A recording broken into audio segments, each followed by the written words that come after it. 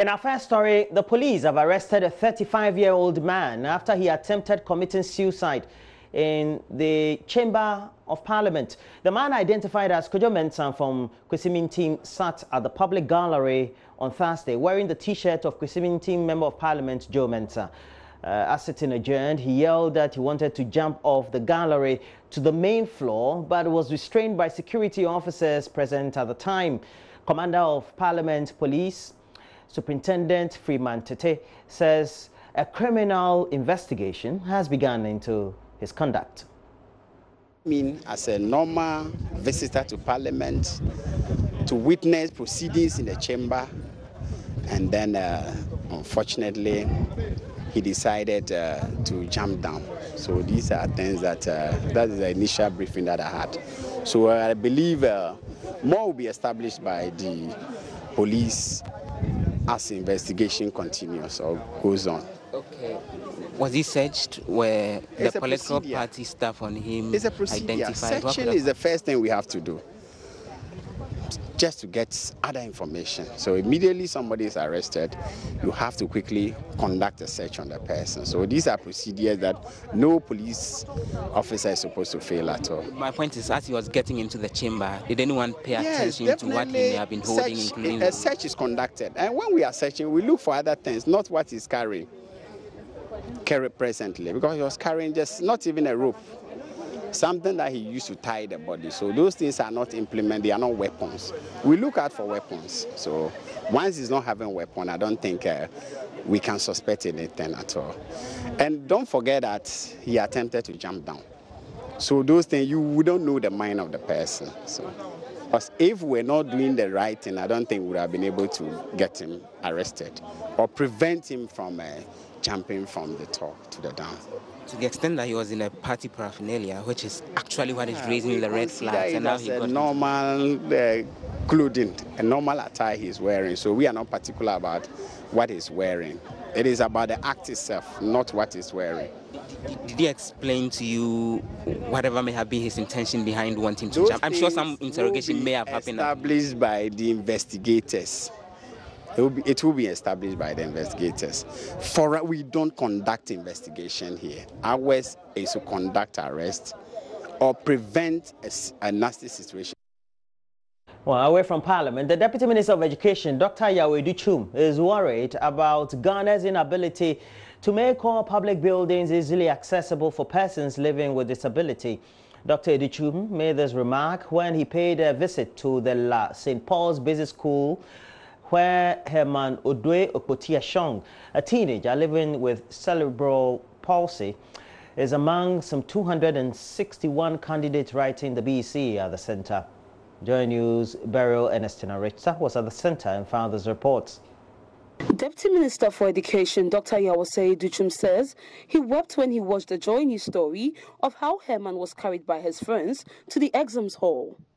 Today I want to commend Mr. Sean Herman Odoy for your fierce determination to succeed. And I want to thank your parents for supporting you all the way. There are children like yourself who may not be here today. I saw you on TV and I was amazed. I saw how you were excited about school and how you want to become the best person the world can offer in medicine and any other subject area that you'll be offered. And I was just excited. And I also came here to see his friends who have helped him so much. It brought tears to my eyes when I saw that this young man was being carried by his friends to one level of the building, from one level to the other. It also reminded me that as a nation we need to do more to make sure our spaces are spaces that can be used by everyone, including our brother here. He also commended JoyNews for highlighting Herman's story. I want to also thank JoyNews for the excellent reportage that they've given to this young man, and also to all of you, our students who are taking this exam. I want to take this opportunity to congratulate all parents of every one of you here for the sacrifices that they've made to bring you this far. Meanwhile, Member of Parliament for Ladade Kotopon, Vincent Sowa Odote, who also accompanied the Deputy Education Minister, charged the pupils to give of their best in order to excel. A couple of days ago, I saw on TV our colleague here, and then it brought back something that I have known as a child, that where determination exists, failure can never dismantle the flag of success. Because I recall when I used to come here, my parents could not even afford sandals. I used to come to this school barefooted. So I'm glad that you people have chosen this path, and you are very confident that you do well. Please make sure that you listen to your teachers and make sure that you do your best. Herman's condition makes writing difficult for him. His fingers shake as he writes because cerebral palsy affects the muscle coordination. It takes him a bit longer to write, but Herman has an inner strength that makes him overcome his weaknesses. Try all the monk into action. It's not difficult at all. So what do you think you get in maths? 1. How do you feel about the minister in the MP's visit? It's so good. I'm fantastic. I thank God for that visit. Herman represents another ray of hope to the many families of children living with disabilities in the country.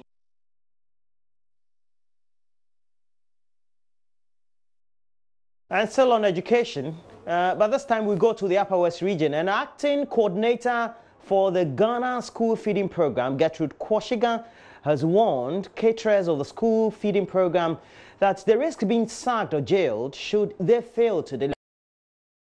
Hunger and malnutrition and boost domestic food production.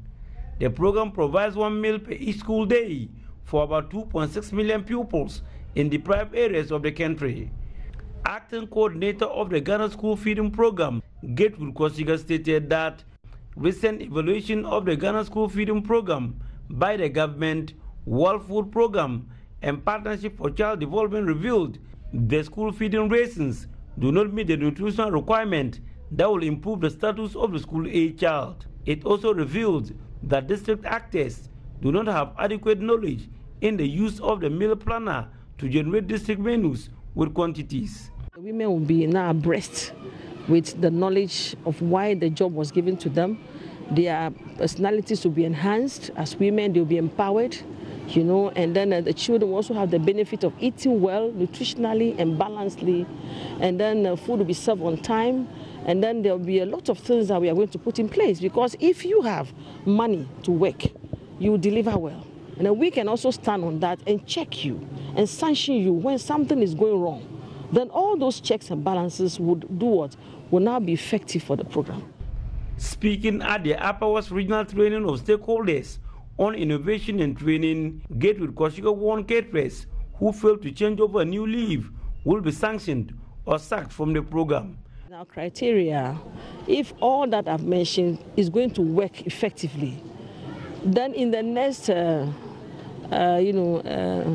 renewal of caterer allocations, then we can put it in it that failure to do A, B, C, D, you will be sanctioned, you will be expelled, you would be replaced, you will be sacked. You understand? So they know that if you don't do this and that, the punishment is that the job will be taken away from you, you can be replaced by somebody, you can be sanctioned by this and that. Then it puts fear, and also puts awareness, into the women that, hey, we need to check ourselves before we go in for this job. And those things will roll out the program better. Yes. Reporting for JoyNews, Rafiq Salam. Wow. Before we go in the Western region, some rubber producers say they are now skeptical about government's promise to revamp the Bonzi tire factory.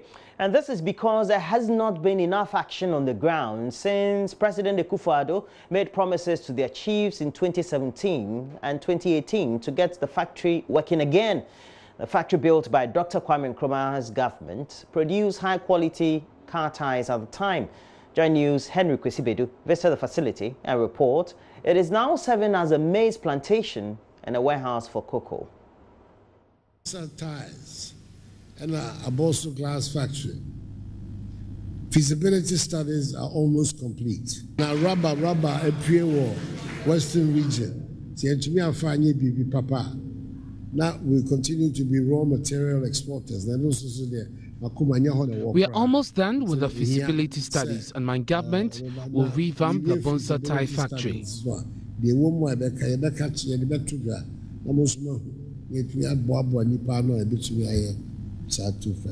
President Akufo-Addo disclosing to the chiefs and people of the Western region that feasibility studies of a Bonzi tie factory was almost complete as part of efforts to revive it 2 years ago. But the people say the story on the ground looks different. A maize plantation and a cocoa warehouse are now part of a once mighty tire processing factory. On both sides of the inner perimeter are huge industrial machines crying for rehabilitation. Names like Okore, Ponko and Karifi are visible on the factory's last production in 1998. A former employee, Joseph Aban, talks about how the collapse of a factory has affected him.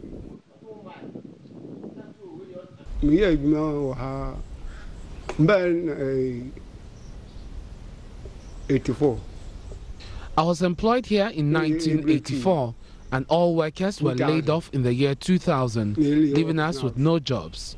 When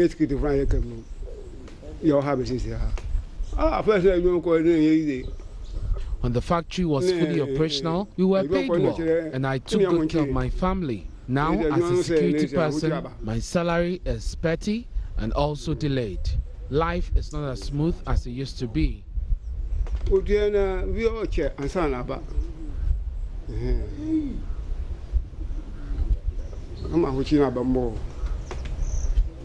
the over 20 years after the shutdown, the town where the tire factory is situated, Bonzi, has struggled to figure out a way to survive. Amata, who has lived here all her life, recounts conditions before and after the company shut down.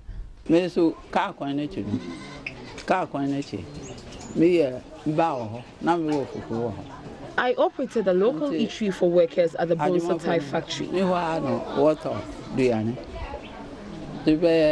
6 o'clock. My business was booming, as most workers ate from my plate. Bonzi is a ghost town following the collapse of the tire factory.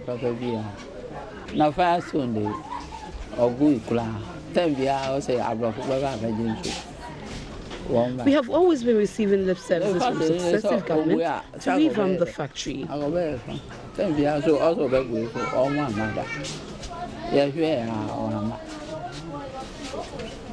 Less than 20 minutes drive from the factory lies a huge rubber plantation, a major raw material for tire production. Visible from the Takrade-Takwa Road are canopies of rubber plantations with black little containers strapped to the trunks of the trees to collect latex. A portion is being processed by the Ghana Rubber Estates for export. Rubber is being cultivated largely across every district in the Western region and some parts of the Eastern and Ashanti regions. Patrick Kojo Oklu is an executive member of the Rubber Outgrowers Association. He wants government to add value to Ghana's rubber. If the government will save our soul, we can bring in any investor who is ready to add value to the rubber, like what Grill is doing.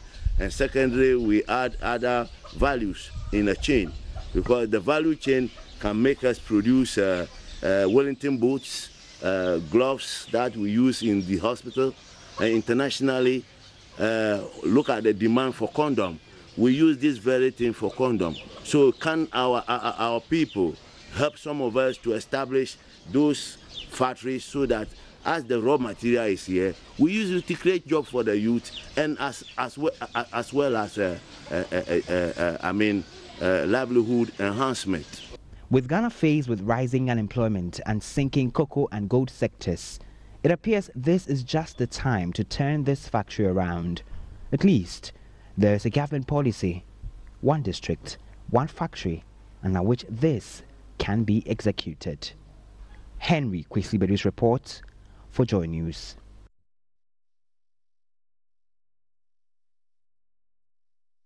Dr. Kwame Nkrumah, a man of vision. Well, that'll be it for our latest news updates, but we have more news as we look at the front and back pages and the stories that have been published for the dailies. Let's take a break. When we come back, we'll look at all these. Stay with us.